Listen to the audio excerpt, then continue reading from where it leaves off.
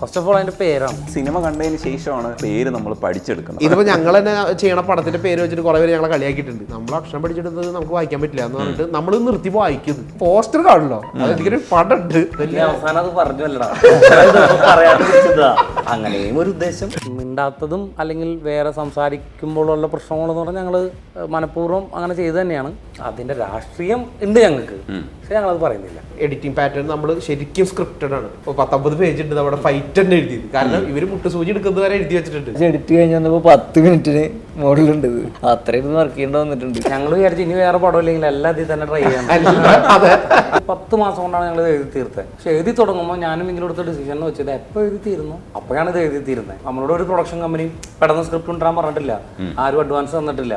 ഞങ്ങൾ ഭയങ്കര ബ്ലാങ്ക് സ്പേസിൽ നിന്നിട്ട് എഴുതുന്നത്. ഇതിന്റെ കഥ എന്ന് പറയാൻ പറഞ്ഞാൽ ഞങ്ങൾക്ക് പറയാൻ പറ്റില്ല. അഞ്ചക്കള്ള കോക്കാൻ എന്ന് പറഞ്ഞ് നമ്മൾ ഇതിൽ ആരാണ് അഞ്ചക്കള്ള കോക്കാൻ പ്രേക്ഷകർക്ക് ഭയങ്കര ഡൗട്ടുണ്ട്. അപ്പോൾ ഏതോ ഒരു കാലഘട്ടത്തിൽ ഇങ്ങനെ ഒരു പൊറാട്ടം നടന്നിരുന്നു എന്നാണ് ഞങ്ങൾ പറയാൻ ശ്രമിക്കുന്നത്. ഞാനും വിക്കിലും കൂടി ഉണ്ടാക്കിയ ഒരു പൊറാട്ടാണ് അഞ്ചക്കള്ള കോക്കാൻ പൊറാട്ട. ഇതിൽ ആരാ പൊറാട്ട പ്രേക്ഷകര് കുറച്ച് ലൂപ്പി കിടക്കട്ടെ, അവർക്ക് എൻജോയ് ചെയ്യാൻ പറ്റണമെങ്കിൽ സബ് ടൈറ്റിൽ കൊടുക്കേണ്ട ഒരു ആവശ്യമില്ല. ആക്ച്വലി കന്നഡയ്ക്ക് നമ്മുടെ ഒരു മലയാളത്തിന്റെ തന്നെ ചില പര്യായ പദങ്ങളൊക്കെയാണ് കന്നഡയിൽ ഉപയോഗിക്കണമെന്ന് എനിക്ക് തോന്നിയിട്ടുണ്ട്. അഞ്ചക്കള്ള കോക്കാന്റെ വിജയവിശേഷങ്ങളുമായിട്ട് ടീം നമുക്കിപ്പോൾ ഉണ്ട്.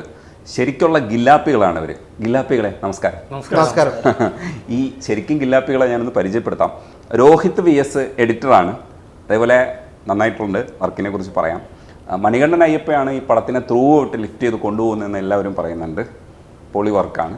ഇപ്പോൾ ഉല്ലാസ് ചെമ്പൻ ഓൾറെഡി തന്നെ കുറച്ച് ഫേമസ് ആണ്. അപ്പോൾ പാമ്പിച്ചി കണ്ടിട്ടില്ലാത്തവർക്കും ഒരുപക്ഷെ ഇനി പോയി കാണാം. പിന്നെ ഉള്ളത് അർമോ ആണ്, അരുൺ മോഹൻ. അടിപൊളി വർക്ക്. എനിക്കൊരു ഷോട്ടിനെ കുറിച്ച് പ്രത്യേകിച്ച് ചോദിക്കാറുണ്ട്, അത് എങ്ങനെ എടുത്തത് എന്നുള്ളത്.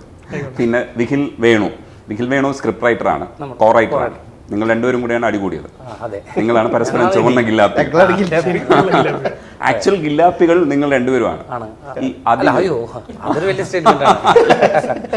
ശരിക്കും ഈ ഗില്ലാപ്പി എവിടെ നിന്ന് പിടിച്ചത് നിങ്ങൾ? ഇപ്പൊ ചിത്രത്തില് ഗില്ലാപ്പികൾ വരുന്നത് ഈ മരണപ്പെടുന്ന ഒരാളുടെ മക്കളായിട്ടാണ്. ആ മരണപ്പെടുന്ന ആൾ ഇരിക്കുന്ന കളസ്യ എന്ന് പറയുന്ന നാട്ടില് ഒരു രീതിയിലും കണക്ട് ആവാത്ത 2 പേരായിരിക്കണം എന്ന് ഞങ്ങൾ ആലോചിച്ചിരുന്നു. അപ്പൊ എങ്ങനെയാണ് നമുക്കത് ചെയ്യാൻ പറ്റുക? ഫസ്റ്റ് ഓഫ് ഓൾ അതിന്റെ പേരാണ്. ഇവിടെ നോർമലി വന്ന് നടവരമ്പൻ എന്ന് പറഞ്ഞ ഒരു പോലീസ് സ്റ്റേഷനുള്ള ആളും, അല്ലെങ്കിൽ ഇപ്പോൾ ചാപ്ര, അല്ലെങ്കിൽ ഇപ്പം എന്താ പറയുക ശങ്കരാഭരണം, ഇതിൽ നിന്നൊക്കെ ഭയങ്കര ഡിഫറെൻ്റ് ആയിട്ടുള്ളൊരു പേര് എവിടെ നിന്ന് കിട്ടും എന്നുള്ള അന്വേഷണം. അപ്പം എനിക്ക് വീണ്ടും അടുത്തുനിന്ന് ഒരു 5 കിലോമീറ്റർ ട്രാവൽ ചെയ്യേണ്ടി വന്നുള്ളൂ ആ പേര് കിട്ടാനായിട്ട്. അപ്പോൾ അത് കിട്ടി, അത് ഇട്ടു. അതൊരു പേര് 2 പേരും കൂടി കൊടുത്തു.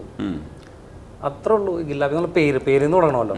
ഇനി അവരുടെ വേഷവിധാനങ്ങൾ കാലഘട്ടം നമ്മളതാ പറയുന്നത്. 80കളുടെ അവസാനം എന്തായിരിക്കാം കുറച്ച് ഇച്ചിരി അടിച്ചു പൊളിച്ച് നടക്കുന്ന ആളുകളുടെ ഒരു വേഷവിധാനം എന്ന് പറഞ്ഞാൽ ഒരു MJ മൈക്കിൾ ജാക്സന്റെ ഒരു ഇൻഫ്ലുവൻസ് ഉണ്ടായിരുന്നിരിക്കാം. അപ്പോൾ അവർ കുറച്ച് ആ നാടല്ല, കുറച്ചും കൂടി ഇച്ചിരി സ്റ്റൈലൈസ്ഡ് ആയിട്ടുള്ള നാട്ടിൽ നിന്ന് വരുന്ന ആളുകളായിട്ട് ട്രീറ്റ് ചെയ്യണമെന്നുണ്ടായിരുന്നു. അതുകൊണ്ട് അങ്ങനത്തെ ഒരു കോസ്റ്റ്യൂം. മിണ്ടാത്തതും അല്ലെങ്കിൽ വേറെ സംസാരിക്കുമ്പോഴുള്ള പ്രശ്നങ്ങളെന്ന് പറഞ്ഞാൽ ഞങ്ങൾ മനഃപൂർവ്വം അങ്ങനെ ചെയ്തു തന്നെയാണ്. അതിന്റെ രാഷ്ട്രീയം ഉണ്ട് ഞങ്ങൾക്ക്, പക്ഷെ ഞങ്ങളത് പറയുന്നില്ല. ഓക്കെ, ശബ്ദമില്ല. അത് ഏതെങ്കിലും മാനേഴ്സ് എവിടെന്നെങ്കിലും കണ്ടു പഠിച്ചതാണ്. അയാൾ ചോദിക്കുന്നുണ്ട്, ഏട്ടാ നിന്റെ അപ്പനും നീ തമ്മിൽ എന്താടാ പ്രശ്നം എന്ന് ചോദിക്കുന്നത്. അത് കണ്ടുപിടിച്ച് ഞാൻ അങ്ങനത്തെ ആളുകൾ കണ്ടിട്ടുണ്ട് ലൈഫിൽ. പെട്ടെന്ന് നമ്മൾ അങ്ങനെയുള്ള ഒരാളെ സമൂഹത്തിൽ വേണമെങ്കിൽ അതിനൊരു തമാശ പോലെ ആൾക്കാർ എടുക്കാതിരിക്കാം. പക്ഷെ അങ്ങനെയൊന്നുമല്ലല്ലോ, അവർ ഭയങ്കര സീരിയസ് ആവാൻ വേണം. അങ്ങനെ ഒരു ഇതും നമ്മളിപ്പോൾ ഈ ഗില്ലാപ്പി എന്ന് പറയുന്നത്, ഇപ്പോൾ ഈ സംസാരിക്കാൻ ഇച്ചിരി പ്രശ്നമുള്ള ഗില്ലാപ്പി അങ്ങനെ ഒരു തമാശ പറയുന്ന ഒരാളൊന്നുമല്ല. പുള്ളി ഭയങ്കര സീരിയസ് ആയിട്ടാണ് പറയുന്നത്.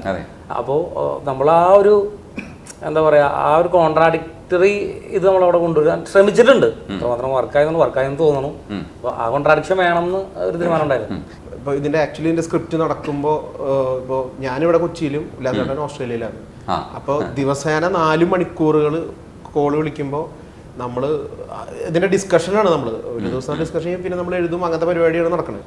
അപ്പോൾ ഏതാണ്ട് ഒരു ദിവസം ഉല്ലാസേട്ടൻ നാട്ടിലത്തെ ഓരോ കഥകൾ ഞങ്ങൾ കൂടുതൽ അങ്ങനെ സംസാരിക്കാറ്, അല്ലെങ്കിൽ വേറെ എന്തെങ്കിലും കാര്യം സിനിമയെ പറ്റി സംസാരിക്കാറില്ല. അവസാനം ഫോം വെക്കുമ്പോഴാണ് ആലോചിക്കുക, അപ്പോൾ സ്ക്രിപ്റ്റിന്റെ കാര്യം വേണ്ടേ എന്നിട്ട് നമ്മളൊരു 5 മിനിറ്റ് അതിൽ സംസാരിച്ചു. അപ്പോൾ നീ അതങ്ങനെ എഴുതിക്കോ എന്നൊക്കെ പറഞ്ഞിട്ട് അതിങ്ങനെ. അപ്പോൾ അതിൽ നിന്ന് അപ്പോൾ ചേട്ടൻ പറഞ്ഞ കുറേ ക്യാരക്ടേഴ്സുകളിൽ നിന്ന് ഞാൻ ഇപ്പോൾ ചേട്ടനോട് ഈ ക്യാരക്ടർ ഇങ്ങനെ, അപ്പോൾ ചേട്ടൻ കണ്ടിട്ടുള്ള ക്യാരക്ടേഴ്സ് തന്നെയാണ് ഗില്ലാപ്പികളുടെ ഇത്. ചേട്ടൻ ഇങ്ങനെ കുറേ ഇങ്ങനെ പറയും, ഞാൻ ഇങ്ങനെ പിക്ക് ചെയ്ത് ചേട്ടനോട് ചോദിക്കും. ഗില്ലാപ്പികളെ കുറിച്ച് സെക്കൻഡ് ചോദ്യമുണ്ട്. അതിന് മുമ്പ് മ്യൂസിക്കിലേക്ക് വരാം. മ്യൂസിക് എന്ന് പറയുന്നത് മണികണ്ഠൻ പൊളിച്ചിട്ടുണ്ടെന്നാണ് എല്ലാവരും പറയുന്നത്. ഒരു ശരിക്കും റിവ്യൂവർ പറഞ്ഞതെന്ന് വെച്ചാൽ അനിരുദ്ധും സുഷിൻ ശ്യാമും കൂടെ ചേർന്നാൽ എങ്ങനെയിരിക്കും, അത്രയ്ക്കും പൊളിയാണെന്നാണ് പറഞ്ഞത്. എന്ന് വെച്ചാൽ രണ്ടുപേരും തിയേറ്ററിൽ പ്രകമ്പനം സൃഷ്ടിക്കുന്ന ആൾക്കാരാണ്. സുഷിനൊക്കെ ജീവിച്ചു. അങ്ങനെ ഒരു പുകഴ്ത്തുന്നുണ്ട്. ശരിക്കും ആ മ്യൂസിക് ഭയങ്കരമായിട്ട് ലിഫ്റ്റ് ചെയ്ത് കൊണ്ടുപോകുന്നുണ്ട്. ഇത് എങ്ങനെയായിരുന്നു നിങ്ങൾ തമ്മിലുള്ള ഒരു ഇന്ററാക്ഷൻ? മ്യൂസിക് ചെയ്തുകൊണ്ടിരിക്കുമ്പോൾ എന്തൊക്കെയാണ് ഇൻപുട്സ് പറഞ്ഞത്? വികില് പറഞ്ഞ പോലെ തന്നെ മ്യൂസിക്കല്ല കൂടുതൽ സംസാരം വരിക. ഞങ്ങൾ തമ്മിൽ നാട്ടിൻപുറത്തെ കാര്യങ്ങളും ഇതുപോലത്തെ കാര്യങ്ങളൊക്കെ തന്നെ ആയിരിക്കും സംസാരിക്കുക. അവസാനമായിരിക്കും മ്യൂസിക്കിൻ്റെ കാര്യത്തിലേക്ക് വരിക. അപ്പോൾ എനിക്ക് ഒരാഴ്ചക്കുള്ളിൽ നമുക്ക് ഇങ്ങനെ ഈ ഒരു ക്യാരക്ടറിന് എന്തെങ്കിലും ഒന്ന് വർക്ക് ചെയ്തിട്ടൊന്ന് കേൾപ്പിക്കാൻ പറ്റുമോ എന്നൊക്കെ ചോദിച്ച് പുള്ളി വിളിക്കും. അപ്പോൾ ഞാൻ അങ്ങനെ വർക്ക് ചെയ്യുന്നുണ്ടെന്നൊക്കെ ഒട്ടുമിക്ക തവണ ഞാൻ നുണ പറഞ്ഞിട്ടുണ്ട്. തലേ ദിവസമാണ് വർക്ക് ചെയ്യാറ് ഒട്ടുമിക്ക. ഇത് പുള്ളിക്ക് അറിയുകയും ചെയ്യും എന്നാണ്. അപ്പോൾ ഈ തലേ ദിവസം തന്നെയാണ് ഇത് ചെയ്തിട്ടുള്ളതെന്ന് പുള്ളിക്ക് അറിയും. ഒരു അണ്ടർസ്റ്റാൻഡിങ് ഉണ്ട് രണ്ടാളും തമ്മിൽ. പക്ഷെ രസം എന്താണെന്നറിയോ, ആ കള്ള് ഷാപ്പിൽ പാട്ട് ഉൾപ്പെടെയുള്ള സാധനം എത്ര മിനിറ്റ് ഉണ്ടെന്ന് പറഞ്ഞുകൂടാ, പക്ഷെ അതിങ്ങനെ പൊക്കോണ്ടിരിക്കുമ്പോഴേ കുറച്ച് കഴിഞ്ഞപ്പോഴേ മനസ്സിലായത് ഇത് മാത്രം മതിയായിരുന്നു സിനിമയിൽ. ഇങ്ങനെ കണ്ടുകൊണ്ടിരിക്കാം, നമ്മളിങ്ങനെ കണ്ടുകൊണ്ടിരിക്കുമ്പോൾ കൊണ്ടുപോയി അതിലൊരു കോമഡി ഉണ്ട്. ഞാനിത് 7.5 മിനിറ്റാണ് ഈ തുമ്പി തുള്ളൽ. നാട്ടിൻപുറത്ത് ഞങ്ങളുടെ നാട്ടിൽ ചേച്ചിമാർ വട്ടട്ടിരുന്ന് ഓണത്തിന് ചെയ്യുന്നൊരു പരിപാടിയാണ് തുമ്പി തുള്ളൽ. അപ്പോൾ അത് ഞാൻ റെക്കോർഡ് ചെയ്തിട്ട് ഫോണിൽ റെക്കോർഡ് ചെയ്ത് അത് പ്രോസസ്സ് ചെയ്ത് ഞാൻ അങ്ങനെ ഒരു 7.5 മിനിറ്റിലേക്ക് അത് ഒരു എന്താ പറയുക, ഒരു അസെൻഡിങ് ഓർഡറിൽ ഇങ്ങനെ പോകുന്നൊരു ട്രാൻസ്, ഒരു ഫോക്ക് ട്രാൻസ് എന്നുള്ളൊരു രീതിയിൽ ഒരു ജസ്റ്റ് ഒരു 2 ട്രാക്ക് ചെയ്ത് വെച്ചിരുന്ന അത് കേട്ടിട്ടാണ് ഇത് നമുക്ക് ഫൈറ്റ് സീനിൽ ഉപയോഗിക്കാം എന്നുള്ളൊരു കാര്യമൊക്കെ പറഞ്ഞതിനോട് ഞാൻ പറഞ്ഞിട്ടുണ്ടെങ്കിൽ. അപ്പം ഞാൻ ഇടയ്ക്ക് ചോദിക്കും, ഇത് 7.5 മിനിറ്റ് ഒരു ഫൈറ്റൊക്കെ വരുമ്പോൾ ഭയങ്കര പ്രശ്നമാവില്ലേ? ഇങ്ങനെ ഞാൻ എന്ത് ചോദിച്ചതായാലും അതതിൻ്റെ ഇരട്ടിയായിട്ട് തിരിച്ചു വരാ പതിവ്. കാരണം വെച്ചാൽ എഡിറ്റ് കഴിഞ്ഞ് വന്നപ്പോൾ 10 മിനിറ്റിന് മുകളിലുണ്ട്. അത്രയും വർക്ക് ചെയ്യേണ്ടി വന്നിട്ടുണ്ട്. ഇന്റർവെല്ലിൽ ബ്രേക്ക് ചെയ്യരുതെന്ന് ആഗ്രഹിച്ച് കണ്ടൊരു സാധനമാണ് അത്. തുടങ്ങിയപ്പോൾ നമ്മൾ വിചാരിച്ചത് നീളുന്നുണ്ടായിരുന്നല്ലോ, കുറച്ച് നീണ്ടു കഴിഞ്ഞപ്പോഴാണ് മനസ്സിലായത് ഇത് സിനിമയുടെ ഒരു ഭാഗമാണ്, ഇതാണ് സിനിമ. ആക്ച്വലി നമ്മളിത് ഈ പോർഷനാണ് ഭയങ്കരമായിട്ട് ആസ്വദിക്കേണ്ടതെന്ന് മനസ്സിലായ ഒരു സാധനമായിരുന്നു. അത് ഭയങ്കരമായിട്ട് നീട്ടിക്കൊണ്ട് പോകുമ്പോഴാണ് നിങ്ങളെക്കുറിച്ച് ആലോചിക്കാൻ സമയം കിട്ടിയത് നമുക്ക്. ഈ മ്യൂസിക് അടിപൊളിയായിട്ട് ചെയ്തിട്ടുണ്ടല്ലോ എന്നുള്ളത് നമ്മൾ അപ്പോഴാണ് ആലോചിക്കുന്നത്, ഈ സാധനം ഇങ്ങനെ നീണ്ടു പോകുമ്പോൾ. നല്ല വർക്ക് കേട്ടോ. രോഹിത്തിലേക്ക് വന്നാൽ ശരിക്കും പോസ്റ്റിലാണ് പടം നടന്നേക്കുന്നുള്ളത് ഏറെക്കുറെ എനിക്ക് മനസ്സിലായി. കാരണം എന്ന് വെച്ചാൽ ആദ്യം മുതൽ തന്നെ റിവേഴ്സ് അടിക്കൽ, തിരിച്ചു പോകല്. അപ്പോൾ കുറച്ച് കഴിഞ്ഞപ്പോൾ ഈ പറഞ്ഞതുപോലെ മ്യൂസിക് പോലെ തന്നെ ഇതിങ്ങനെ തന്നെ വരുള്ളൂ, ഇതിങ്ങനെ തന്നെ തിരിച്ചു വരും. അപ്പോൾ മണികണ്ഠൻ പറഞ്ഞൊരു തമാശ എന്ന് പറയുന്നത്, മണികണ്ഠൻ ഫാമിലിയൊക്കെ കൊണ്ടുവന്നിട്ട് തിയേറ്ററിൽ കയറി, അപ്പം മാസ് എൻട്രി ആയിരിക്കും എന്നൊക്കെ പറഞ്ഞ് ഇങ്ങനെ ഇരിക്കുമ്പോൾ വരുന്ന ഒരു സാധനം കാണിച്ചു, പിന്നെ അങ്ങ് പോയി. അപ്പോൾ ആകെ സങ്കടപ്പെട്ടിരിക്കുക. അപ്പോഴാണല്ലോ രണ്ടാമത്തെ സാധനം, സ്പോയിലർ ആവില്ല എന്ന് ഞാൻ കരുതണു. അപ്പോൾ ഇത് പോസ്റ്റ് പ്രൊഡക്ഷനാണ് ശരിക്കും പടം എന്നാണ് ഞങ്ങളൊക്കെ മനസ്സിലാക്കണം. എങ്ങനെയായിരുന്നു ഇത് പോസ്റ്റ് വർക്ക് ചെയ്യുന്നത്? സ്ക്രിപ്റ്റ് തുടങ്ങുമ്പോഴേ ഒരു ഏകദേശം പ്ലാൻ, ഇതിനൊരു റീ ഓർഡർ പരിപാടി നമ്മൾ തന്നെ ചർച്ചയിലുണ്ട്. ഷൂട്ട് കഴിഞ്ഞപ്പോഴത്തേനും നമ്മൾ ഫസ്റ്റ് എഡിറ്റ് പോയപ്പോഴത്തേനും ഒരു എന്താ പറയുക, സാധാരണക്കാരന് മനസ്സിലാവുന്ന രീതിയിലുള്ളൊരു എഡിറ്റ് തന്നെയാണ് എൻ്റെ ഭാഗത്ത് കൊടുത്തത് കാണാൻ വേണ്ടിയിട്ട്. ഉല്ലാസൻ ഇവിടെ ഓസ്ട്രേലിയ പോയിട്ട് തിരിച്ചു വന്ന് മസ്കറ്റ് കാണുന്നു. എന്നിട്ട് പിന്നെ എന്താ പറയുക, ഒരു നല്ല ആരോഗ്യപരമായ എഡിറ്റ് എന്ന് പറയുമല്ലോ, അതായത് വേറെ ടെൻഷനോ പ്രഷറോ ഇല്ലാതെ ഉല്ലാസേട്ടൻ എനിക്ക് വരുന്ന ഒരു സമയം, ഇപ്പം ഞാൻ എന്തെങ്കിലും വേറെ 2 ദിവസം ചോദിച്ചാലും നീ തിരക്ക് പിടിക്കേണ്ട എന്നുള്ളൊരിതും അങ്ങനെയാണ്. അതുപോലെ എനിക്ക് പ്രൊഡക്ഷൻ്റെ ഭാഗത്തുനിന്നും ഒരു വക ടെൻഷൻ തരാതെ ചേട്ടൻ എനിക്ക് തന്നിട്ടുണ്ട്. ഈ എഡിറ്റ് കഴിയുന്നവരെ ആരും വിളിച്ചിട്ടില്ല, പ്രൊഡക്ഷൻ്റെ ഭാഗത്ത് നിന്ന് കഴിയും എന്നുള്ളൊരു ഫ്രീഡം എനിക്ക് തന്നു. ഡെയിലി ഞങ്ങളിരിക്കും, ഒരുമിച്ചിരിക്കും. അതുപോലെ DOPക്കും ആർമോയ്ക്ക് അയച്ചു കൊടുക്കും നമ്മൾ കട്ട് ചെയ്ത സാധനങ്ങൾ. അപ്പോൾ അവിടെ നിന്ന് പെർമിഷൻ വന്നു കഴിഞ്ഞാൽ നമ്മൾ കോൺടാക്ട് ചെയ്യും. അപ്പോൾ അതിൻ്റെ നല്ല ഷോട്ട് കട്ട് ചെയ്ത് കളഞ്ഞു, പ്രശ്നങ്ങളൊന്നും ഉണ്ടാക്കിയില്ല. ചെറിയ പരാതിക്കുണ്ട്, അതിലേക്ക് നമുക്ക് വരാം. പരാതി അതും ഈ പറഞ്ഞ പോലെ ആരോഗ്യപരമായിട്ട് തീർക്കും. അപ്പോൾ അതൊക്കെ ഇതിനെ നന്നായിട്ട് ഹെൽപ്പ് ചെയ്തിട്ടുണ്ട് ചെയ്യാനായിട്ട്. ആ ഒരു ഹെൽത്തി പരിപാടി തന്നെയാണ് അതിൻ്റെ ഒരു വർക്കൗട്ടായിട്ട് വന്നിട്ടുള്ളത്. അരുണേ, ആദ്യം ചോദിക്കാനുള്ളത്, ആ തോക്ക് ഇങ്ങോട്ട് മാറ്റുമ്പോൾ അതെങ്ങനെയാണ് ഷൂട്ട് ചെയ്തതെന്ന് എനിക്കറിയില്ല കേട്ടോ, അതിൻ്റെ സാങ്കേതികത. അപ്പം അത് ശബ്ദമൊക്കെ കൊടുത്ത് ഭയങ്കര രസമായിട്ട്, ട്രെയിലറിൽ തന്നെ ഉണ്ട് ആ ഷോട്ട് എന്ന് പറയുന്നത്. ഭയങ്കര രസമായിട്ടാണ് അതിങ്ങനെ മറിഞ്ഞു വരുന്നത്. അത് എന്ത് ടൈപ്പ് ക്യാമറയാണ്? ക്യാമറ തിരിയുന്നുണ്ടോ? ഇല്ല, ഗണ്ണിൽ നമ്മൾ ക്യാമറ റിഗ് ചെയ്തിരിക്കും. ഓ, അങ്ങനെയാണ് ചെയ്തിരിക്കുന്നത്. അപ്പോൾ ഈ മനുഷ്യന് ഈ ഷോട്ടൊക്കെ എങ്ങനെ ആക്കിയപ്പോൾ എന്താ ആദ്യം തോന്നിയത്? ഇനിയും നല്ല ഷോട്ട്സ് ഒരുപാട് ഉണ്ടായിരുന്നു. അപ്പോൾ പക്ഷേ നമ്മൾ അത് കട്ട് ചെയ്ത് കളയുമ്പോൾ പിന്നീട് നമ്മളത് കാണുമ്പോൾ ആദ്യത്തെ ഫസ്റ്റ് കട്ടിനകത്ത് നമ്മളെല്ലാം വെച്ചിട്ടായിരിക്കും നമ്മൾ രോഗത്തിൻ്റെ കട്ട് വരാം. അപ്പോൾ അത് ബ്യൂട്ടിഫുൾ ആയിട്ട് നമ്മൾ കവർ ചെയ്ത എല്ലാ ഷോട്ട്സും ഉണ്ടാകും. അത് കഴിഞ്ഞ് നമ്മൾ ട്രിം ചെയ്ത് വരുമ്പം ഓരോ ഷോർട്സ് പോകുമ്പം നമുക്ക് ആദ്യം നമുക്കൊരു ബുദ്ധിമുട്ട് തോന്നുമെങ്കിലും ഇത് എന്തെങ്കിലും രീതിയിൽ ഉൾപ്പെടുത്താൻ പറ്റുമെന്നൊക്കെ ഞാൻ ചോദിക്കാറുണ്ട്. പിന്നെ ഞാൻ അതിനുവേണ്ടി ചേട്ടനോട് ഞാൻ ചേട്ടാ നമുക്ക് ഇതോട് നോക്കാൻ പറ്റുമോ. പിന്നീട് നമുക്ക് മനസ്സിലാവല്ലോ ഇത് കഥയാണല്ലോ മെയിൻ, വിഷ്വൽ മാത്രമല്ലല്ലോ ഒരു സിനിമ. അപ്പൊ അതിന് വേണ്ടിയിട്ട് അത് കളയണമെങ്കിൽ അത് കളയണം. പക്ഷേ ഏരിയൽ വ്യൂവിലുള്ള ഷോട്ട്സ് ഇപ്പൊ സാധാരണ ഗതിയിൽ ഒരു ഗുമ്മിന് വേണ്ടി കൊടുക്കുക, പക്ഷെ ഇതിനകത്ത് പല സ്ഥലത്തും അതായിരുന്നു എഫക്റ്റീവ്. കാരണം ബാക്കിൽ നിന്ന് പിടിക്കുന്നതൊക്കെ ഉണ്ടല്ലോ, അത്തരം സ്പേസിലൊക്കെ അങ്ങനെ വെച്ചാൽ മതിയെന്നായിരുന്നു. സാധാരണ ഇതിൽ വെറുതെ ഗുമ്മിന് വേണ്ടിയിട്ടാണ് ഈ ഷോർട്സ് കൊടുക്കാറുള്ളത്, പക്ഷെ ഇതിനകത്ത് കഥയ്ക്ക് അത്തരം ഒരു ട്രീറ്റ്മെന്റ് അത്യാവശ്യമാണെന്നാണ് എനിക്ക് തോന്നുന്നത്. അപ്പോൾ അതിന്റെ കറക്റ്റ് കാര്യം ഉല്ലാസേട്ടൻ നേരത്തെ ഒരു ഐഡിയ തന്നിട്ടുണ്ടായിരുന്നു. നമുക്ക് ഇത്ര മതി, നമുക്ക് ഇത്രയും ഡ്രോൺ ഷോട്ട് മതി, നമുക്ക് ഒരുപാട് ഡ്രോൺ ഷോട്ട്സ് വേണ്ട. കാണിക്കുന്നത് വളരെ കൃത്യമായിട്ട് ആളുകൾക്ക് ഈ കാലാവസ്ഥ എന്ന് പറഞ്ഞ സ്ഥലം കിട്ടണം, അങ്ങനെ ഒരു നിർബന്ധം ചേട്ടനുണ്ടായിരുന്നു. പിന്നെ നമ്മൾ ലൊക്കേഷൻ ഹണ്ട് ചെയ്യുന്ന ടൈമിൽ തന്നെ വളരെ ഒരുപാട് കവർ ചെയ്യാതെ വളരെ പെക്യുലർ ആയിട്ടുള്ള ലൊക്കേഷൻസ് മാത്രം മതി എന്നുള്ളൊരു നിർബന്ധം ഉണ്ടായിരുന്നു. പിന്നെ നമ്മളിപ്പോൾ നോക്കിയാൽ നമുക്കറിയാം ഒരു പ്രത്യേക ഒരു പാലറ്റിലാണ് നമ്മൾ മൊത്തം പടം നിൽക്കുന്നത്, ഒരു നോർമൽ രീതിയിൽ നിന്ന്. അപ്പോൾ അതിന് മാക്സിമം ആ കാലഘട്ടവും ആ ഒരു ഫീൽ, ഒരു ഡസ്റ്റി ഫീൽ കിട്ടുന്ന ലൊക്കേഷൻസ് നമ്മൾ ഡ്രോൺ ഷോട്ട്സിനകത്ത് നമ്മൾ കവർ ചെയ്തിട്ടുണ്ട്. അപ്പം അത് മാക്സിമം പടത്തിനെ ലാൻഡ് ഭയങ്കര രസമാണ്.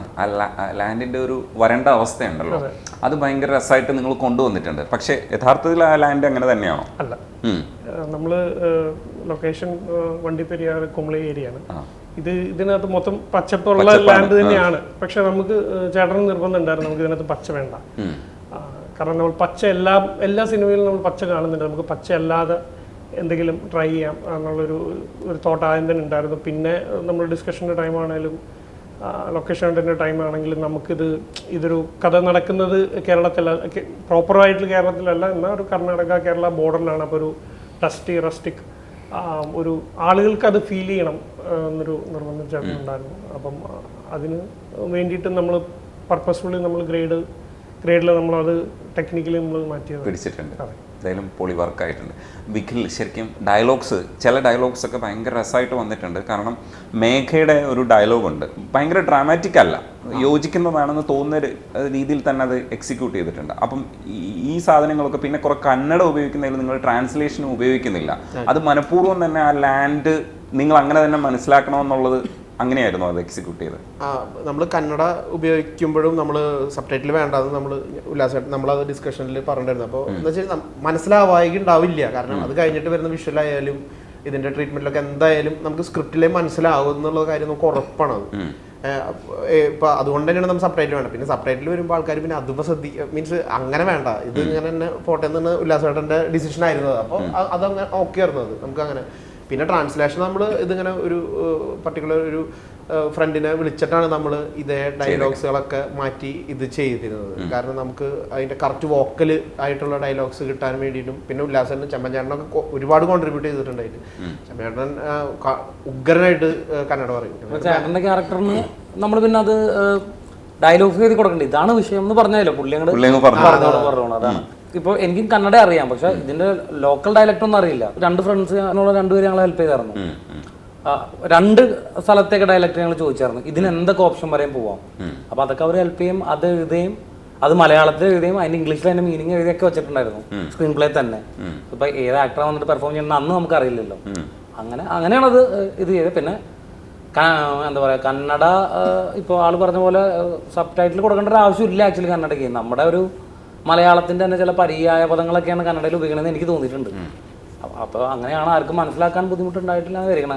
ആദ്യം പേര് പറയുന്ന സമയത്ത് ടങ് സ്ലിപ്പ് വരില്ല എന്ന് വിചാരിച്ചിട്ട് നമ്മൾ അങ്ങ് ഡയറക്റ്റ്ലി പറഞ്ഞു നോക്കി, അപ്പോൾ വരുന്നു. പിന്നെ ഈ സിനിമ കണ്ടതിന് ശേഷമാണ് ഈ സിനിമയുടെ പേര് നമ്മൾ പഠിച്ചെടുക്കുന്നത് പറയാൻ വേണ്ടിയിട്ട്.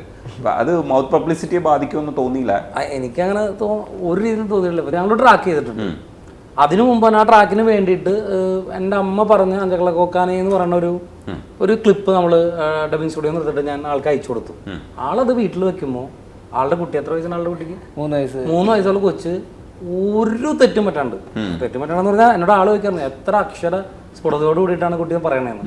അപ്പൊ 3 വയസ്സുള്ള ഒരു കുട്ടിക്ക് അത് പറയാമെങ്കിൽ ഞാൻ വിചാരിക്കുന്ന കേരളത്തിലുള്ള എല്ലാവർക്കും അത് സുഖമായിട്ട് പറയാലോ. എന്താണ് അവർക്ക് എനിക്ക് അറിഞ്ഞൂടാ, ചിലപ്പോ അതിങ്ങനെ നിന്ന് വായിക്കാനുള്ള ബുദ്ധിമുട്ടായിരിക്കാം.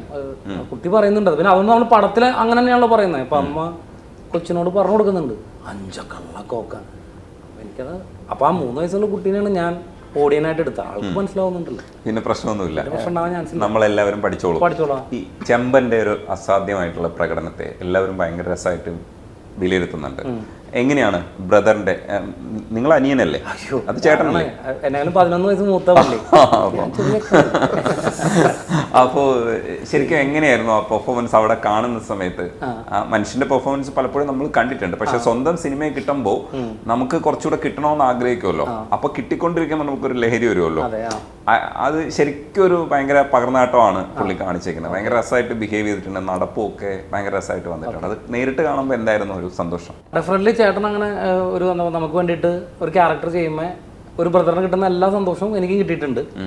പിന്നെ ചേട്ടനോട് ഞാൻ പറഞ്ഞു കൊടുത്തു, ചേട്ടാ പറഞ്ഞു കൊടുത്തത് എൻ്റെ മനസ്സിൽ ഇതാണെന്ന് പറയുക, അത്രയും ചെയ്തിട്ടുള്ളൂ.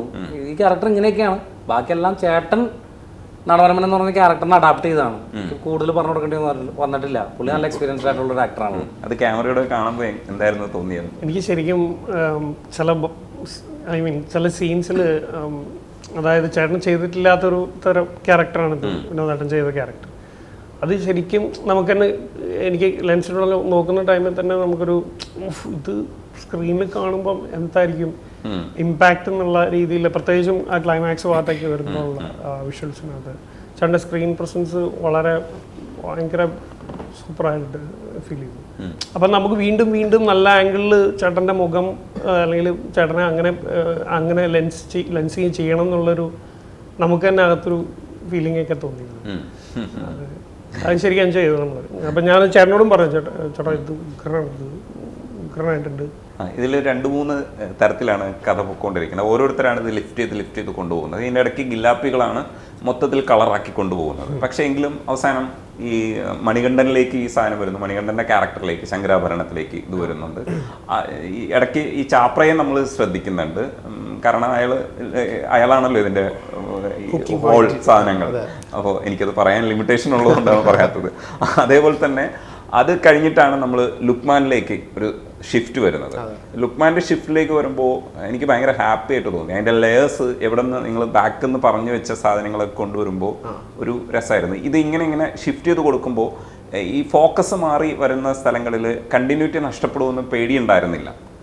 ഇല്ല, പേടി ഉണ്ടായിരുന്നില്ല. കാരണം നമ്മൾ ഉല്ലാസനായിട്ട് നമ്മൾ ഡിസ്കസ് ചെയ്ത് നമ്മളിങ്ങനെ പറഞ്ഞ് ഇപ്പോൾ ഈ സെക്കൻഡ് ഹാഫിൽ മുഴുവൻ ഈ എഡിറ്റിംഗ് പാറ്റേൺ നമ്മൾ ശരിക്കും സ്ക്രിപ്റ്റഡ് ആണ്. ഇപ്പോൾ ഈവൺ ഇഫ് നമ്മുടെ ഫൈറ്റ് തന്നെ ഫുള്ള് തിരക്കഥയാണ്, ഷൂട്ടിങ്, അതായത് ഫൈറ്റ് സ്ക്രിപ്റ്റ് ആയിട്ട് തന്നെ ഉണ്ട്. അത് എല്ലാം ഇവരവിടെ എന്ത് ചെയ്യണു, ഇവരെന്ത് ചെയ്യണു, ഒരു ഇപ്പോൾ നമ്മുടെ ചീഫ് അസോസിയേറ്റ് ആയിട്ടുള്ള മനീഷേട്ടൻ പറയാറുണ്ട്, സാധാരണ ഇങ്ങനെ സ്ക്രിപ്റ്റ് അവർ കണ്ടിട്ടില്ല. അതായത് ഞങ്ങളുടെ ഒരു 19 പേജ് ഉണ്ട് നമ്മുടെ ഫൈറ്റ് തന്നെ എഴുതിയത്. കാരണം ഇവർ മുട്ടുസൂചി എടുക്കുന്നത് വരെ എഴുതി വെച്ചിട്ടുണ്ട്. അപ്പോൾ അങ്ങനെ നമ്മൾ ഫൈറ്റും എല്ലാം അങ്ങനെ എഴുതിയത് കൊണ്ടാവാം നമുക്ക് ഇങ്ങനെ ഒരു രസം വന്നത്, അല്ലെങ്കിൽ ഇങ്ങനെ വന്നതൊക്കെ. പിന്നെ ലെയേഴ്സ് ഉള്ളതൊക്കെ നമ്മൾ എഴുതുമ്പോൾ അല്ലെങ്കിൽ നമ്മൾ ഡിസ്കസ് ചെയ്യുമ്പോൾ പല ആവർത്തി നമ്മൾ ഡിസ്കസ് ചെയ്യുമ്പോഴും, പിന്നെ ഒരു റിവേഴ്സ് ഓർഡറിൽ കഥ പറയലും, ഒരു മൾട്ടിപ്പിൾ നരേറ്റീവും നോൺ ലീനിയറും ഒക്കെ നമ്മൾ ചേർത്ത് പിടിക്കുമ്പോൾ ഞങ്ങൾ ആക്ച്വലി ഇതിന്റെ ഫണ്ടുകളാണ് ഞങ്ങൾ ആക്ച്വലി കഷ്ടപ്പെട്ടിട്ടുണ്ടാവും. ഞങ്ങൾ വിചാരിച്ചു ഇനി വേറെ പടമില്ലെങ്കിൽ എല്ലാം ഇതിൽ തന്നെ ട്രൈ ചെയ്യാം. അതേ മാതിരിയാണ് ഞങ്ങളുടെ ഡിസ്കഷൻസ്. അല്ല, എല്ലാ മൃഗങ്ങളെയും കൊണ്ടുവന്ന് കയ്യിൽ തന്നിട്ട് നിങ്ങൾ എവിടേക്ക് ഉപയോഗിക്കണം എന്നുള്ളത് കൃത്യമായി പറഞ്ഞു തന്നു. പറഞ്ഞ പോലെ ഫസ്റ്റ് കട്ട് നമ്മൾ സ്ക്രിപ്റ്റ് എന്തായിരുന്നോ അതേപോലെ തന്നെയാണ് കൊടുത്തത്. പിന്നെ ചേട്ടൻ ഞാനിരുന്നിട്ട് നമുക്ക് എന്തൊക്കെ അതിൽ നിന്ന് ഉണ്ടാക്കാം, നല്ലൊരു പടമാക്കി എടുക്കാം എന്നുള്ള രീതിയിൽ നല്ലപോലെ വർക്കൗട്ടാക്കി എടുത്തു എന്നുള്ളതാണ്. ഈ പറഞ്ഞ കുറേ മനഃപൂർവ്വം കൊല്ലേണ്ട വന്നിട്ടുണ്ട്, കളയേണ്ട വന്നിട്ടുണ്ട്. അത് ഇപ്പോൾ ആർട്ടിസ്റ്റുകളൊക്കെ ആയാലും ഇവർക്കായാലും റൈറ്റർക്കായാലും ഉണ്ടാവുമല്ലോ നമ്മൾ എഴുതി കൊണ്ടുവന്നൊരു സാധനത്തിന്. സിനിമയുടെ നല്ലതിനാണെന്ന് വിചാരിക്കുന്നതൊക്കെ. ഇനി നമുക്ക് ശരിക്കുള്ള പൊറാട്ട് ക്വസ്റ്റ്യൻസിലേക്ക് പോകാം. പൊറാട്ട് ശരിക്കും പ്രതിഷേധമാണ്, ഒരു കീഴാള പ്രതിഷേധമാണ്. അത് ശരിക്കും പാടത്ത് നടന്നിട്ടുള്ള സാധനങ്ങളാണ്. അപ്പോൾ അതിൻ്റെ ലെയേഴ്സ്, ഒരുപാട് കാര്യങ്ങൾ, ഒരുപാട് റെഫറൻസസ്, പന്നിയെ കൊണ്ടുവരുന്നു, അപ്പം അതേപോലെ തന്നെ ഈ മണികണ്ഠൻ ചെയ്തിരിക്കുന്ന ശങ്കരാഭരണത്തിൻ്റെ ക്യാരക്ടറിനെ നിങ്ങൾ പിടിച്ചേക്കുന്നത് ആ ലാൻഡിൻ്റെ പ്രത്യേകത, പിന്നെ ലാൻഡ് ലോഡ് വരുമ്പോൾ അതിൻ്റെ ഒരു കോൺട്രാസ്റ്റും കോൺഫ്ലിക്റ്റും ഉണ്ടാക്കാൻ ശ്രമിക്കുന്നു. അപ്പോൾ ഇതൊക്കെ കൊണ്ടുവരുമ്പോൾ പിന്നെ തെയ്യം എന്ന് പറയുന്ന പ്രതിഷേധത്തെ കൊണ്ടുവരുന്നു. അപ്പോൾ ആ തെയ്യത്തെ ഭയങ്കര രസമായിട്ട് ഇൻകോപ്പറേറ്റ് ചെയ്തിട്ടുണ്ട്. അപ്പോൾ കോക്കാൻ എന്ന് പറയുന്ന ഒരു സംഭവത്തിലേക്ക് വരുന്നു. അപ്പം ഈ തെയ്യം എന്ന് പറയുന്നത് തന്നെ ഒരു പ്രതിഷേധമാണ്, കോക്കാനും അത്തരത്തിലൊരു പ്രതിഷേധമാണ്. ഈ ലെയേഴ്സ് ഉള്ളിൽ കിടക്കുമ്പോൾ അത് കറക്റ്റായിട്ട് നിങ്ങൾ സ്ക്രിപ്റ്റിലേക്ക് കൊണ്ടുവന്നതാണോ, ആ ഇമേജസ് എങ്ങനെയാണ് കൊണ്ടുവന്നതെന്ന് അറിയാൻ താല്പര്യം. അതിപ്പോൾ പറഞ്ഞ പോലെ ഞങ്ങൾക്ക് അതിനൊരു ടൈം കിട്ടിയിരുന്നു. ഞങ്ങൾക്ക് 10 മാസം കൊണ്ടാണ് ഞങ്ങൾ എഴുതി തീർത്തത്. പക്ഷെ എഴുതി തുടങ്ങുമ്പോൾ ഞാനും ഇങ്ങനെ എടുത്ത ഡിസിഷൻ എന്ന് വെച്ചത് എപ്പോൾ എഴുതി തീരുന്നു അപ്പോഴാണ് ഇത് എഴുതി തീരുന്നത്. നമ്മളോട് ഒരു പ്രൊഡക്ഷൻ കമ്പനി പെട്ടെന്ന് സ്ക്രിപ്റ്റ് കൊണ്ടുവരാൻ പറഞ്ഞിട്ടില്ല, ആരും അഡ്വാൻസ് തന്നിട്ടില്ല. ഞങ്ങൾ ഭയങ്കര ബ്ലാങ്ക് സ്പേസിൽ നിന്നിട്ട് എഴുതുന്നത് കോവിഡ് കാലത്ത്. അപ്പോൾ ഞങ്ങൾക്ക് ടൈം ഉണ്ടല്ലോ. ഇപ്പം ഞങ്ങൾ പറഞ്ഞ പോലെ 4 hours ഒക്കെ ആയിരിക്കും ഒരു രാത്രി ഞങ്ങൾ മാറ്റി വയ്ക്കുന്നത്. അതിന് ഞങ്ങൾ ഇതിനെക്കുറിച്ച് ചർച്ച ചെയ്യുന്നത്, അതായത് ഈ സ്ക്രീൻ പ്ലേയിൽ ഉൾപ്പെടുത്തേണ്ട കാര്യങ്ങൾ കുറച്ചായിരിക്കാം, പക്ഷെ അതിനായിട്ട് ചുറ്റിപ്പറ്റിയ കഥകളാണ് ഞങ്ങൾ പറയുന്നത്. ഒരു ഇൻസിഡൻറ്റ് എടുത്തു, ഇതിനോട് സാമ്യമുള്ള എന്തൊക്കെ കഥ. ഇപ്പോൾ ബിഗിലിൻ്റെ വീട് ഇരിഞ്ഞാലക്കുട അടുത്ത് നെടുമ്പാൾ എന്ന സ്ഥലത്താണ്. ഞാൻ അങ്കമാലി അറിയാമല്ലോ, അങ്കമാലിക്കാരനാണ്. അപ്പോൾ രണ്ടും വളരെ ട്രൂ ജമ്മുള്ള ആൾക്കാരുള്ള നാടാണ്. എന്തെങ്കിലുമൊക്കെ കഥ ഉണ്ടാവും. അപ്പം ഇന്ന് ഞങ്ങൾ ഇങ്ങനത്തെ കഥ പറയും. അതിൽ നിന്ന് കിട്ടിയ കഥകളെടുത്ത് പറക്കിയാണ് ഇത് വെക്കുന്നത്. ഇത് പൊറാട്ടിലോട്ട് വരുമ്പോൾ, ഇപ്പോൾ പൊറാട്ട എന്ന കലാരൂപത്തിലോട്ട് ഇത് ചേർത്ത് നിർത്തുമ്പോൾ അവിടെ ഇരിക്കണ എനിക്ക് പൊറാട്ടിനെ കുറിച്ച് അറിയാനായിട്ട് പാലക്കാട്ടേക്ക് വരാൻ പറ്റില്ല, ട്രാവൽ ചെയ്യാൻ പറ്റാത്തൊരു ടൈമാണ്. അപ്പോൾ യൂട്യൂബിലുള്ള അല്ലെങ്കിൽ ആൾക്കാർ എഴുതിയിരിക്കുന്ന കുറേ സ്റ്റേറ്റ്മെൻറ്റ്സും അല്ലെങ്കിൽ എന്താണ് ചിലവർ അതിനെക്കുറിച്ച് ചെയ്തിരിക്കുന്ന ഡോക്യുമെൻ്ററി ഒക്കെ കണ്ടിട്ടാണ് കുറച്ചൊക്കെ അതിനെക്കുറിച്ച് പഠിക്കുന്നത്. പിന്നെ ഡെഫിനറ്റ്ലി നമ്മൾ വന്നു കഴിഞ്ഞപ്പോൾ അതിനെ വെച്ചിട്ട് ട്രാവൽ തന്നെ നടത്തിയിരുന്നു. അപ്പോൾ നമുക്ക് മനസ്സിലായി ഇത് എന്തൊക്കെ നമുക്ക് ഇതിൽ നിന്ന് നമ്മുടെ കഥയിലേക്ക് ചില ചെറിയ ചേഞ്ചസ്, ചില ഇമേജസ് എടുത്തിട്ട് ചേഞ്ചസ് വരുത്താം. പിന്നെ ഈ പടത്തിൽ നമ്മൾ പറയുന്നത് ഇപ്പോൾ 400 വർഷങ്ങൾക്ക് മുമ്പ് വരെ പൊറാട്ട ഉണ്ടായെന്നൊക്കെ ഞാൻ കേട്ടിട്ടുണ്ട്. ഒരു ആശാൻ കൊടുത്തൊരു ഇൻ്റർവ്യൂവിൽ, ഒരു പൊറാട്ടിൻ്റെ ആശാൻ കൊടുത്ത ഇൻ്റർവ്യൂവിൽ. അപ്പോൾ ഏതോ ഒരു കാലഘട്ടത്തിൽ ഇങ്ങനൊരു പൊറാട്ട നടന്നിരുന്നു എന്നാണ് ഞങ്ങൾ പറയാൻ ശ്രമിക്കുന്നത്. ഞങ്ങൾ തന്നെ, ഞാനും വിഗിലും കൂടി നിന്ന് ഉണ്ടാക്കിയൊരു പൊറാട്ടാണ് അഞ്ചക്കള്ള കോക്കാൻ പൊറാട്ട. പക്ഷെ നല്ല പൊറാട്ടാണ്. അപ്പോൾ ഈ പൊറാട്ട കാണുന്ന സമയത്ത് ഈ ആക്ച്വൽ പൊറാട്ടിൻ്റെ പ്രതിഷേധങ്ങൾ, ഇപ്പം മൈക്കിൾ ജാക്സനെ റെഫറൻസ് എടുക്കുമ്പോൾ തന്നെ ഈ പൊറാട്ട് റെഫറൻസ് എടുക്കുമ്പോൾ ഒരു പ്രതിഷേധത്തെ റെഫറൻസ് ആക്കി എടുക്കുകയാണ്. പിന്നെ ഈ പലതരത്തിൽ കോക്കാൻ നിങ്ങൾ റെഫറൻസ് എടുക്കുന്നു. അപ്പോൾ ഈ റെഫറൻസുകളൊക്കെ വേറെ സിനിമകളിലും കഥകളിലും ഒക്കെ ഉപയോഗിച്ചിട്ടുണ്ട്. ഇപ്പോൾ തമിഴിലൊക്കെ ഒരുപാട് തരത്തിൽ ഇത് ഉപയോഗിക്കപ്പെടുന്നുണ്ട്. ഇപ്പോൾ പന്നി ചിലപ്പം അങ്കമാലിയിൽ നിന്ന് വന്നതാണെങ്കിലും നമ്മൾ പന്നിയെ അങ്കമാലിയിൽ നിന്നല്ല കാണുന്നത്, കാന്താരയിൽ റെഫറൻസ് അതൊക്കെ പ്രതിഷേധത്തിൻ്റെ ഭാഗമായിട്ട് ഉണ്ടാക്കിയിരിക്കുന്നതാണ്. അതേപോലെ അതിന് അനുബന്ധമായിട്ട് ചോദിക്കാനുള്ളത്, ഈ മണികണ്ഠൻ്റെ ഒരു ഫൈറ്റിൽ, ആ ഫൈറ്റിൽ അയാളുടെ വരവെന്ന് പറയുന്നത് ഒരു ജീവി വരുന്നത് പോലെ തന്നെയാണ്, മുഖത്ത് ചായം പൂശിയിട്ട് ഇങ്ങനെ വരുന്നത്. അപ്പം ഞങ്ങൾ കരുതുന്നത് ഇത് റീക്രിയേറ്റ് ചെയ്യാൻ ശ്രമിക്കുന്നു എന്നുള്ളതാണ്, ഒരു പ്രേക്ഷകന്റെ പക്ഷത്ത് നിന്ന്. ഇതൊക്കെ നിങ്ങൾ എത്രത്തോളമാണ് ഇതിനകത്ത് ഇങ്ങനെ കാണിക്കാൻ വേണ്ടി വെച്ച് തന്നൊക്കെയാണോ, അതേ ഞങ്ങളുടെ വായനയാണോ? നമ്മുടെ കുറെയൊക്കെ നമ്മുടെ ഉണ്ട്, അല്ലാത്തത് ചിലതൊക്കെ നമ്മൾ ആൾക്കാർ വായിച്ചെടുക്കുന്നുണ്ട്. പിന്നെ ഓൾമോസ്റ്റ് ഇപ്പോൾ നമ്മൾ ഇങ്ങനെ പറയുമ്പോൾ ഇതിലിപ്പോൾ നമ്മൾ ഈ അഞ്ചക്കള്ള കോക്കാൻ എന്ന് പറഞ്ഞ് നമ്മൾ ഇതിലാരാണ് അഞ്ചക്കള്ള കോക്കാൻ എന്ന് പ്രേക്ഷകർക്ക് ഭയങ്കര ഡൗട്ടുണ്ട്. അതായത് ഇപ്പോൾ മണികണ്ഠൻ ചേട്ടൻ്റെ ആണോ, ലുക്കുവേൻ്റെ ആണോ, ചെമ്പചേട്ടനാണോ, പിന്നെ കൊള്ളിയാനാണോ എന്നൊക്കെ പറഞ്ഞിട്ട് എല്ലാവരും ഭയങ്കര ഇതാണ്. അപ്പം നമ്മൾ കുറേയൊക്കെ അങ്ങനെ വിചാരിച്ചിട്ടുണ്ട്. അത് ആൾക്കാർക്ക് ഇങ്ങനെ അങ്ങനെ പോകണം. അപ്പോൾ ആൾക്കാരും കാണുമ്പോൾ ഇങ്ങനെ അത് തപ്പിക്കൊണ്ടിരിക്കുകയാണ്, ഇതെന്താണ് ഈ അഞ്ചക്കള്ള കോക്കാൻ. അതായത് ഒരുപക്ഷെ നമ്മൾ ആ പേര് കേൾക്കുമ്പോൾ നമുക്ക് ഇപ്പോൾ പറയുന്നുണ്ടല്ലോ, ഇപ്പോൾ ടിക്കറ്റ് എടുക്കാൻ വരെ ബുദ്ധിമുട്ടാണെന്ന് പറയുന്നുണ്ട് ആൾക്കാർ.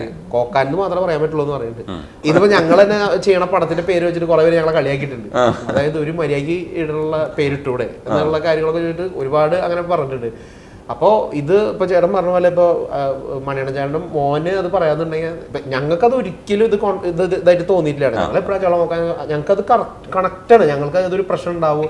പിന്നെ അത് എഴുതി വന്നപ്പോഴാണ് നമ്മൾ അപ്പോഴും നമ്മൾ പറഞ്ഞു, ഇത് ഒരാൾ ഇപ്പം നമ്മളെന്ന് വെച്ച് കഴിഞ്ഞാൽ ഒരു പോസ്റ്റർ ഒട്ടിക്കുമ്പോൾ, നമ്മുടെ പടത്തിൻ്റെ പോസ്റ്റർ ഒട്ടിക്കുമ്പോൾ ഇത് എഴുതും അഞ്ചാ കള്ള കോക്കാൻ എന്ന് പറഞ്ഞ് ഇങ്ങനെ ഉണ്ടാവില്ല ലെറ്റർ. ഇപ്പോൾ സാധാരണ ഒരു ബസ്സിൽ പോണ ചേട്ടൻ അത് കണക്ട് ആവില്ല ചിലപ്പോൾ. നമ്മുടെ തീം സോങ്ങിന്റെ അപ്പൊ ഈ കണക്ട് ആവാത്ത ആൾക്കാർ നമ്മൾ അക്ഷരം പഠിച്ച ആൾക്കാരാണല്ലോ. അപ്പൊ നമുക്കൊരു റിവഞ്ചാണ്, നമ്മൾ അക്ഷരം പഠിച്ചെടുത്ത് നമുക്ക് വായിക്കാൻ പറ്റില്ല എന്ന് പറഞ്ഞിട്ട് നമ്മൾ നിർത്തി വായിക്കുന്നു. അപ്പൊ ഞങ്ങൾ ഉദ്ദേശിക്കുന്നത് നിർത്തി വായിക്കും. ഈ പോസ്റ്റർ കാണുമല്ലോ, അതെന്തെങ്കിലും ഒരു പടം ഉണ്ട്, അതാണ് ഞങ്ങളുടെ കൂടി അതിന്റെ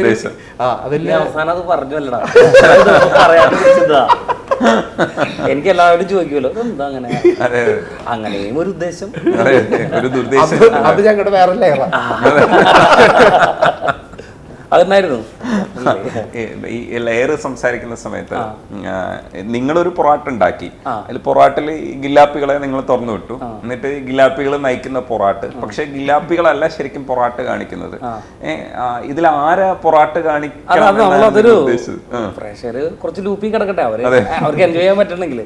പൊറാട്ട് നാടകം, ആക്ച്വൽ പൊറാട്ട് നാടകം ഇതിലുണ്ട്. അപ്പൊ അവിടെ പ്രശ്നം ഒറിജിനൽ പൊറാട്ട് നാടകങ്ങളിൽ സ്ത്രീകൾ വേഷം കിട്ടില്ല, സ്ത്രീകളായിട്ട് വേഷം കിട്ടുക, അതായത് ആണുങ്ങൾ സ്ത്രീ വേഷം കിട്ടുകയും ചെയ്യുന്നത്. അപ്പൊ അതിന്റെ പേരിലൊരു പ്രശ്നം നടക്കുന്ന പൊറാട്ട നാടകക്കാരുടെ പ്രശ്നങ്ങൾ നമ്മൾ കാണിക്കുന്നുണ്ട്. പിന്നെ ആ പൊറാട്ട് ഈ പൊറാട്ട് നാടകത്തിലേക്ക് നമ്മൾ ഇൻകോർപ്പറേറ്റ് ചെയ്യിപ്പിച്ചിട്ടുണ്ട്.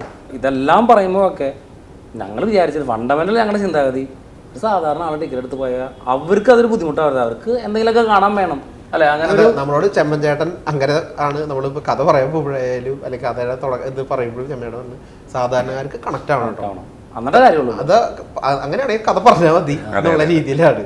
നമ്മള് എഴുതുമ്പോഴായാലും ഇപ്പൊ ഡയലോഗ്സിലൊക്കെ നമുക്ക് ഭയങ്കര ബുദ്ധിമുട്ട്, ഇപ്പൊ നമ്മൾ അതിന്റെ എളുപ്പം ഉണ്ട് എന്ന് പറയുന്നതിന്റെ ബുദ്ധിമുട്ട്, ഇപ്പൊ നമ്മളത് എങ്ങനെ അത് എളുപ്പമാക്കാം. ഈവൻ ഇഫ് ഇതിന്റെ കഥ വരെ കേട്ടോ, കഥ വരെ എല്ലാവരും ഇപ്പൊ ഒരാളോട് ഇപ്പൊ നമ്മളോട് തന്നെ ഇത് ഇതിന്റെ കഥ എന്ന് പറയാൻ പറഞ്ഞാൽ ഞങ്ങൾക്ക് പറയാൻ പറ്റില്ല. അല്ല, ഇപ്പൊ നമ്മളൊരു മഹത്തായ സ്ക്രീൻ പ്ലേ ആണെന്ന് നമ്മൾ പറയുന്നില്ല. വളരെ സിമ്പിളായിട്ട് എല്ലായിടത്തും കണ്ട കഥയൊക്കെ ആയിരിക്കാം. പക്ഷെ ഈ കഥ പറയാൻ ഭയങ്കര ബുദ്ധിമുട്ടായിരിക്കും ഒരാൾക്ക് ട്രൈ ചെയ്യാം. ഐ മീൻ ട്രൈ ചെയ്താൽ ചിലപ്പോൾ ഇച്ചിരി ബുദ്ധിമുട്ടായിരിക്കും. കാരണം വേറെ കാര്യം, ഇത് എഴുതാൻ എനിക്ക് കുറച്ചും കൂടി ബുദ്ധിമുട്ട്, അല്ലെങ്കിൽ നമുക്ക് ഡിസ്കസ് ചെയ്ത് ബുദ്ധിമുട്ടുണ്ടെങ്കിൽ കൂടി ഇത് അതിൽ ബുദ്ധിമുട്ട് എടുക്കാൻ, അത് എഡിറ്റ് ചെയ്ത്, അതായത് ഇപ്പൊ നമ്മൾ ആ റിവേഴ്സിൽ ഇങ്ങനെ കട്ട് ചെയ്ത് വരണം, ഇതേ സീൻ തന്നെ വീണ്ടും വരണം. അപ്പൊ ഇത് നമ്മൾ സ്ക്രിപ്റ്റിൽ ഉണ്ടെങ്കിൽ ഇത് എടുക്കാൻ പറ്റുള്ളൂ നമുക്ക്. അപ്പൊ എല്ലാം സ്ക്രിപ്റ്റിൽ ഉണ്ടായിരുന്നു, പക്ഷെ ഇത് എടുക്കാൻ ആണ് പിന്നീട് നമ്മുടെ ടെക്നിക്കൽ ആയിട്ടുള്ള നമ്മുടെ ലാഭമുണ്ട്, പിന്നെ രോഹിത് ഉണ്ട്, എല്ലാവരും അപ്പുറത്ത് പണിയേട്ട ചേട്ടുണ്ട്, ആഫ്റ്റർ ഓൾ അവർ ക്യാപ്റ്റൻ ഉണ്ട്, ഒരാളും കൂടി ഉണ്ട്. സൗണ്ട് ഞങ്ങള് ഇപ്പൊ ഇവിടെ വന്നിട്ടുള്ള ആള് സൗണ്ട് ഡിസൈനർ ഉണ്ട് ഞങ്ങളുടെ അരുൺ PA, അരുൺ പാന്നൊക്കെ ഞങ്ങൾ വിളിക്കും. അടിപൊളിയാണ്. അരുണും ഞങ്ങള് എന്താ പറയാ വൺ ഓഫ് ദ പില്ലറാണ്. അതെ. പിന്നെയുള്ളത് ആ ലാൻഡിന് യോജിക്കുന്ന രീതിയിലുള്ള പത്മിനി എന്ന് പറയുന്ന വശ്യതയും വന്യതയൊക്കെ ഉള്ളൊരു പെണ്ണ്. ഭയങ്കര രസമുള്ള ഷോർട്സ് ഒക്കെ ഉപയോഗിക്കുമ്പോൾ ഒരു നമ്മൾ ഏതാണ്ട് ഒരു നോവലൊക്കെ വായിക്കുമ്പോൾ കാണുന്ന രീതിയിലാണ് ചില ഷോർട്സ് ഒക്കെ വെച്ചിരിക്കുന്നത്. അവളുടെ സൗന്ദര്യം കാണാൻ പറ്റും, പക്ഷെ അവൾ എന്ത് തരം ബോൾഡ്നെസ് ഉള്ളൊരു പെണ്ണാണെന്ന്. മേഘ തോമസിനെ ഇതിനകത്തേക്ക് കൊണ്ടുവരുമ്പോൾ ഇത്ര ഭംഗിയായിട്ട് ഷൂട്ട് ചെയ്ത് വരും എന്ന് തന്നെയാണോ പ്രതീക്ഷ മനസ്സിനകത്ത്? ഡെഫിനറ്റ്ലി അത് ഉണ്ടാവില്ല. അതുകൊണ്ടാണ് നമ്മള് എന്താ പറയാ ആർമ പോലത്തെ ഒരാളെ വിളിക്കുന്നത്. അല്ലെങ്കിൽ ആർമയ്ക്ക് അത് ചെയ്യാൻ പറ്റുമെന്ന് നമുക്കറിയാം. നമുക്ക് ഇതെല്ലാം ആർമയ്ക്ക് വേണ്ട എല്ലാ സൗകര്യങ്ങളും നമ്മുടെ അത് ഡയറക്ടർ ഞങ്ങളുടെ പ്രൊഡക്ഷൻ എല്ലാം ഒരുക്കി കൊടുക്കുക. പിന്നെ നമ്മൾ പറയുന്നുണ്ട് ഇത് ഇങ്ങനെയൊക്കെ തന്നെ കാണണം, ബാക്കി ആർമ ചെയ്തോളൂ, നമുക്കറിയാം. പിന്നെ മേഘ വെരി എന്താ പറയുക ബ്യൂട്ടിഫുൾ ആക്ട്രസ്. ഞാൻ ബ്യൂട്ടിഫുൾ എന്ന് പറഞ്ഞാൽ ബ്യൂട്ടിഫുൾ തന്നെയാണ് ഞാൻ പറഞ്ഞ. In acting also, in her acting also she's very beautiful. നന്നായി അടിപൊളിയായിട്ടാണ് പത്മിനിനെ ക്യാരി ചെയ്തിരിക്കുന്നത്. ഞാൻ പോയിട്ട് പത്മിനി എന്ന് പറഞ്ഞ ക്യാരക്ടർ ഇങ്ങനെയായിരിക്കും അങ്ങനെ ആയിരിക്കും ഒരുപാട് എക്സ്പ്ലനേഷൻ കൊടുത്തിട്ടില്ല. ഒരു ചെറിയ ലൈവ്സ് ഒക്കെ പറയും, ബിഗിലും ഡീറ്റെയിൽ ആയിട്ട് പറഞ്ഞിട്ടുണ്ട്. ബാക്കിയൊക്കെ അവരത് എനാക്ട് ചെയ്യുന്നതാണ്, അവരുടെ അഡാപ്റ്റേഷൻ ആണ്. പക്ഷെ എനിക്കതിൽ ഒരു ഷോട്ടിൽ അയാൾ ഇങ്ങനെ കിടക്കുമ്പോൾ മുകളിൽ നിന്ന് ക്യാമറ വെച്ചിരിക്കുന്നത് അയാളുടെ എല്ലാ ഫീലിങ്സും നമുക്കറിയാം. അയാളുടെ ഈ ഒരു നിരാശ ഉണ്ടാവാം, ഇല്ലെങ്കിൽ പ്രതിഷേധം ഉണ്ടാവാം, പക്ഷെ ഒരു ഗൂഢാലോചനയുണ്ട്. അതൊക്കെ വരുന്നൊരു ഷോട്ടാണ്. ഒരു പക്ഷേ നിരൂപകർ ഒരുപാട് വാഴ്ത്തിപ്പാടാൻ സാധ്യതയുള്ളൊരു ഷോട്ടാണ് അയാൾ ഇങ്ങനെ കിടക്കുന്ന ഷോട്ട്. എനിക്കത് ഭയങ്കര രസമായിട്ട് ബ്യൂട്ടിഫുള്ളായിട്ട് അയാളെ മൊത്തത്തിൽ ചിത്രീകരിച്ചേക്കുന്നത്.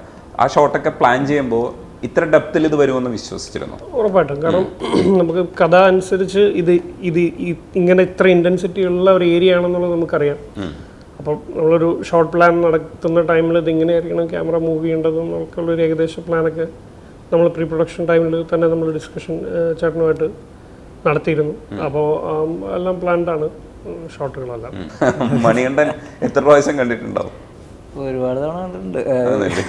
ഓരോ പ്രാവശ്യം കാണുമ്പോഴും നന്നായി വരുന്നുണ്ടായിരുന്നു. അതെ, എപ്പോഴെങ്കിലും മടുപ്പ് വന്നിട്ട് ഇത് മാറ്റി ചെയ്യണമെന്നൊക്കെ തോന്നിയിട്ടുണ്ടോ? ഇല്ല, ഒട്ടുമിക്ക ഇത് ഒരു OST ബേസിലാണ് ഇത് ചെയ്തു പോയിരിക്കുന്നത്. കാരണം ഒരു സീൻ വെച്ച് അങ്ങനെ സ്കോർ ചെയ്ത പോലെ അങ്ങനെയല്ല ചെയ്തിരിക്കുന്നത്. കാരണം കഥ പറഞ്ഞൊക്കെ നല്ല രസമാവും. ഉല്ലാസ് പ്രഭു ഇങ്ങനെ സ്റ്റോറി പറഞ്ഞിരിക്കുമ്പോൾ ഞങ്ങളിങ്ങനെ ഞാനും രോഹിത്തും കൂടെ ആദ്യം നമ്മുടെ സൂര്യയിൽ ഇരുന്ന് സ്റ്റോറി ആയിരുന്നു. നല്ല രസമായിരുന്നു. അന്ന് ആ സ്റ്റോറി ആയിട്ട് പോയപ്പോൾ ഞങ്ങളൊരു സിനിമ കണ്ട ഫീൽ തന്നെ ഉണ്ടായിരുന്നു. പിന്നെ അതിന് ശേഷമാണ് ഇങ്ങനെ ഞാനിങ്ങനെ ഓരോന്നിരുന്ന് ആലോചിച്ച് ഗില്ലാപ്പി അപ്പോൾ ഈ സ്പഗാറ്റി വെസ്റ്റേൺ അല്ലെങ്കിൽ ഇതുപോലത്തെ ഓരോ എന്തെങ്കിലും ഒരു ജോണർ ഇങ്ങനെ പിടിച്ച് ഓരോ തീമുകൾ ഞാൻ അങ്ങനെ ഉണ്ടാക്കിക്കൊണ്ടിരിക്കും. എന്നിട്ട് ഞാൻ ജസ്റ്റ് ഇങ്ങനെ അയച്ചുകൊണ്ടിരിക്കും. എനിക്ക് തോന്നുന്നു ഒരു അത്യാവശ്യം ലൈബ്രറി ഉണ്ട്. ഈ ഇപ്പൊ നമ്മൾ ഈ സിനിമയിൽ കാണുന്ന അത്ര അതൊന്നുമല്ല, വേറെയാണ് സംഭവം, ഇഷ്ടം പോലെ ഉണ്ട്. അപ്പൊ എനിക്ക് ഈ സ്കോർ ചെയ്യുന്ന സമയത്ത് ഇതെല്ലാം എന്താ പറയുക, ഇതിന്റെ എല്ലാ സ്റ്റെംസും നമ്മളിങ്ങനെ പ്ലേസ് ചെയ്ത് പോവുക. അപ്പൊ ഇത് വേണ്ടെന്ന് പറഞ്ഞാൽ വേറെ ഉണ്ട് നമ്മുടെ അങ്ങനെ പ്ലേസ് ചെയ്ത് പോവുക. ഒരു 5-10 സിനിമയ്ക്കുള്ള വേറെ സാധനം ഉണ്ടാവും നിങ്ങളുടെ കയ്യിൽ, തീർച്ചയായും ഉണ്ടാവും. നമുക്ക് ആക്ച്വലി ഞങ്ങളുടെ ഷോർട്ട് ഫിലിമിൽ തന്നെ കുറെ ഉണ്ടായിരുന്നു. ഞങ്ങൾ ചെയ്ത ഷോർട്ട് ഞങ്ങൾ ഒരുമിച്ചാണ് ചെയ്തത്. അത് കുറച്ച് ഞങ്ങൾ ഇവിടെ വെച്ചിട്ടുണ്ട്. ഓ, ഇനി കുറച്ച് മാറ്റി വെച്ചിട്ടുണ്ട്, അടുത്ത പടത്തിൽ വരുമായിരിക്കും അല്ലേ? എന്തായാലും അടിപൊളി. ഇതേപോലത്തെ സിനിമ, അതായത് നിങ്ങൾ ട്രെയിലറിൽ കാണിച്ചതുപോലെ തന്നെ സിനിമയിലും കാണിച്ചു, അല്ലെങ്കിൽ ട്രെയിലർ തന്നെയായിരുന്നു സിനിമയും. ഒരു ട്രെയിലർ പോലെ സിനിമ ചെയ്യാന്നൊക്കെ പറയുന്നത് ഭയങ്കര രസമുള്ള പരിപാടിയാണ്. അതുകൊണ്ട് തന്നെ യങ്സ്റ്റേഴ്സ് തീർച്ചയായിട്ടും അത് ഏറ്റെടുത്തത്. എനിക്ക് തോന്നുന്നു ട്രെയിലർ കണ്ടവരെല്ലാം ഇൻസ്പയർഡ് ആയി വന്നവർക്കെല്ലാം കിട്ടിയിട്ടുണ്ട്. അപ്പോൾ ഇനിയും കുറെ പേരൊക്കെ വരട്ടെ, ഇതേപോലത്തെ പടങ്ങൾ തന്നെ ഞങ്ങൾക്ക് തന്നുകൊണ്ടിരിക്കണം. മാറ്റം വേണം, പക്ഷെ ഈ മൂഡ് ഈ പറയുന്ന ഒരു യങ്സ്റ്റേഴ്സിന് കാണാൻ പറ്റുന്ന, എന്നാൽ എല്ലാ ബുദ്ധിജീവികൾക്കും ദഹിക്കുന്ന പടമാണിത്. അപ്പോൾ രണ്ടും കൂടെ മിക്സ് ചെയ്യുന്ന പടമാണ്. അപ്പോൾ അത് അടിപൊളിയായിട്ട് വന്നിട്ടുണ്ട്. അങ്ങനത്തെ പുതുമയുള്ള പടങ്ങൾ വരട്ടെ. നന്ദിയുണ്ട് സംസാരിക്കാൻ കഴിഞ്ഞു. താങ്ക്സ്. Thank you.